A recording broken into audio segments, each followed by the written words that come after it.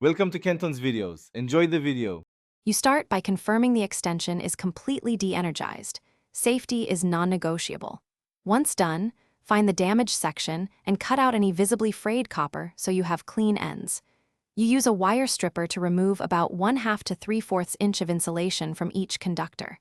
Make sure to separate live, neutral, and ground and lay them out in order. This early precision prevents shorting later and speeds the repair process.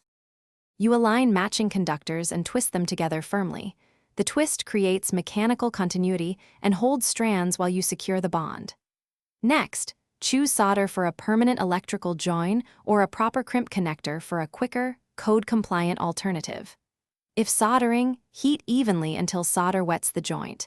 If crimping, use the correct die for the wire gauge. Remember, you should have already slid the heat shrink onto the cable, so you move quickly to seal the joint. Position the heat shrink and apply heat until it contracts snugly, preventing moisture and movement. Once cooled, add a layer of electrician tape or liquid electrical sealant and rebuild the outer jacket so the repair has strain relief.